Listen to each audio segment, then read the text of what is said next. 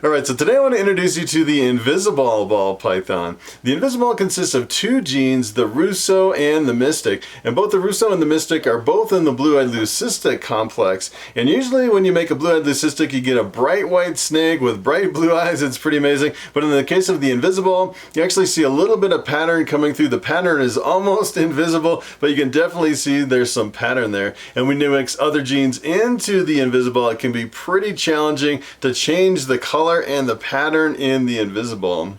So today I want to jump over the internet and I want to show you the potential of the Invisi-ball ball python.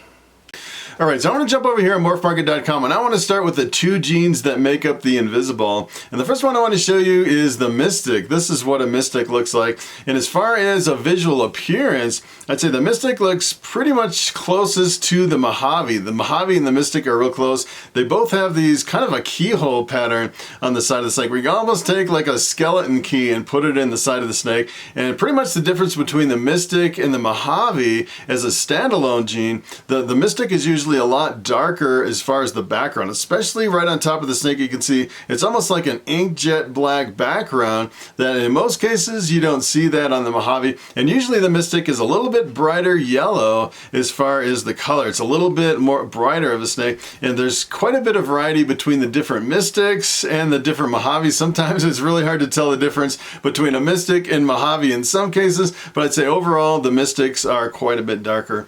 And the difference between the Mystic and the Mojave, if you actually take two Mystics and breed them together, 25% of the time, this is what you get. You get a super Mystic. And take a look at this. This is pretty amazing because the Mystic is in the blue-eyed leucistic complex, and technically this is considered a blue-eyed leucistic, even though it's not an all-white snake with bright blue eyes. And for example, if you actually took the Mojave and made the super Mojave, it's a completely bright white patternless snake with bright blue eyes, which is pretty amazing.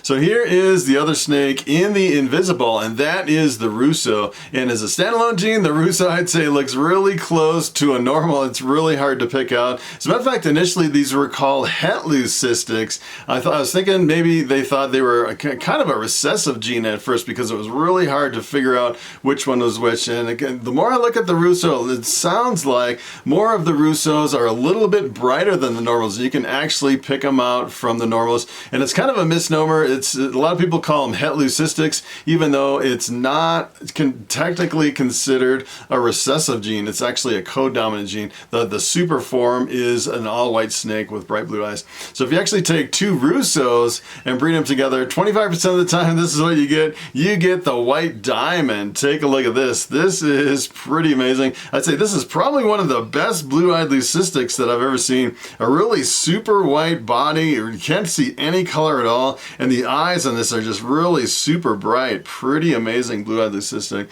So if you actually take the Russo and cross it with the Mystic, 25% of the time, this is what you get. You get an Invisi-ball. And take a look at this snake. This is pretty amazing. It almost looks like a blue-eyed leucistic. It's a white snake, but you can definitely see a little bit of pattern, almost invisible, kind of breaking through the white snake. And you can actually see it has like this yellow line coming right down the top of the snake. Pretty awesome. And kind of the weird thing that I found about the Invisi-ball is if you actually take a look at the head is usually grayed out in a lot of your Invisi-balls, which I thought was kind of an interesting anomaly.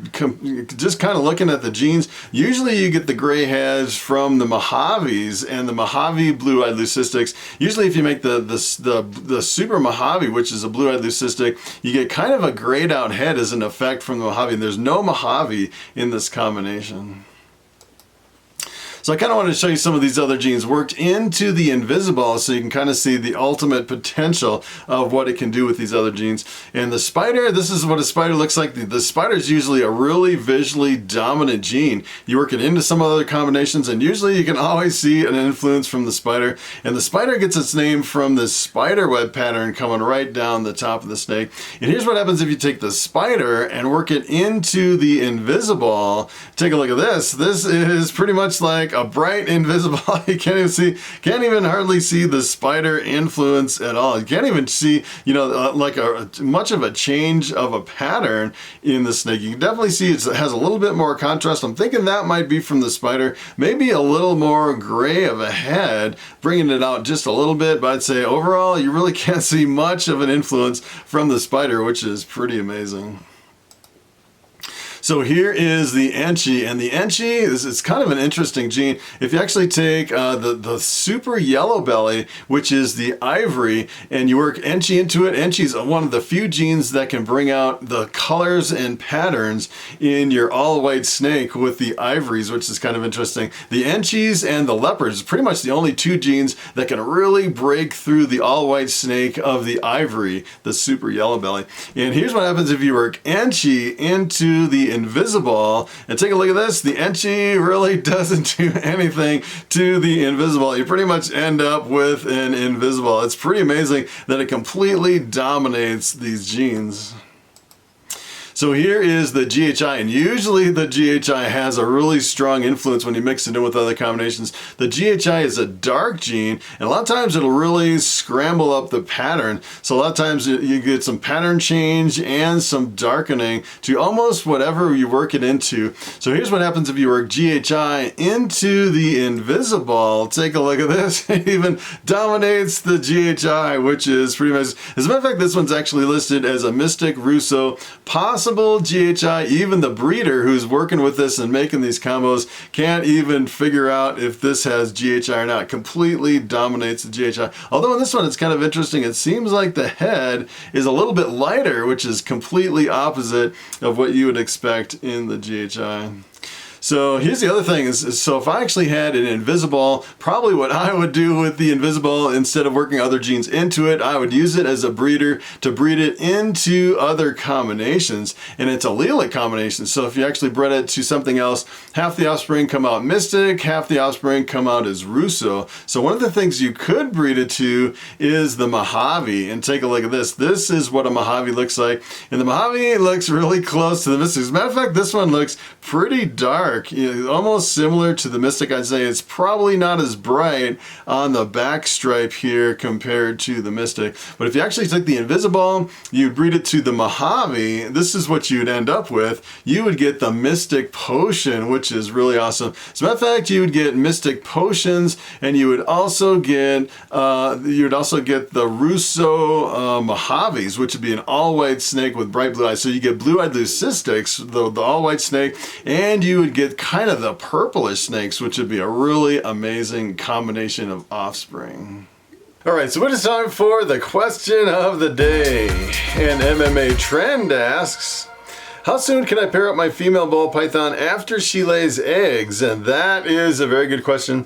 So after they lay eggs, essentially the trick to breeding ball pythons is trying to get that female back on food and get to the point where she's got a good enough body condition where she could go back into the next breeding season. I'd say, that's pretty much the biggest challenge about breeding ball pythons, and you have a pretty narrow window. I'd say usually just a couple months. And usually, when you're feeding ball pythons once a week, a lot of people say you have to feed them at least 6 to 8 rodents before you can pair them up again. So essentially what you have to do is you have to feed them 1 rodent every week for like 2 months before you can pair them up again. Sometimes you can double it up a little and kind of shorten that time, but there's usually a really narrow window from when they lay eggs to when you want to pair them up again. And usually every single year I pair up my ball pythons on October 15th, and that's like the drop dead date that I pair them up on. Essentially what I do is I kind of look back at my feeding cards and figure out how many rodents that ball python has eaten since it's laid eggs. If it's eaten at least 6 meals, I'll be kind of on the edge. If it's eaten at least 8 meals,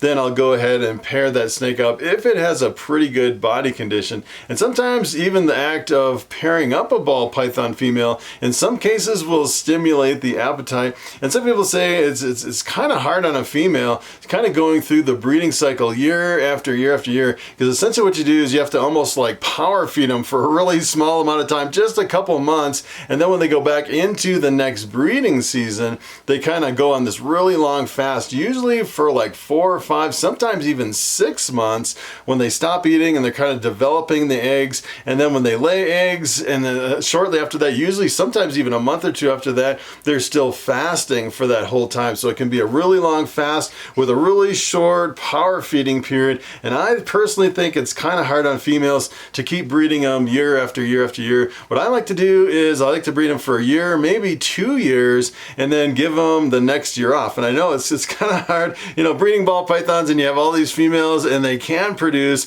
I think it's better for the snake if you give them a break. And kind of the advantage of giving the females a break, especially, you know, if you have some of the smaller females, if you breed females too young, like at 1,500 grams, where you can breed a female, a lot of times you go on this cycle of a really long fast and then the short little feeding cycle between the really long fast, and that snake never really gets the size to really lay a big clutch of eggs and never gets really super big. So I think it's advantageous in the long run to give your snakes kind of a couple years off as you're breeding them, you know, kind of randomly, you know, breed them a couple years, give them a year off, and then that off year, they really continue to eat through the whole year and gain the weight. And then in the future years, you kind of recoup your losses by bigger clutches of eggs.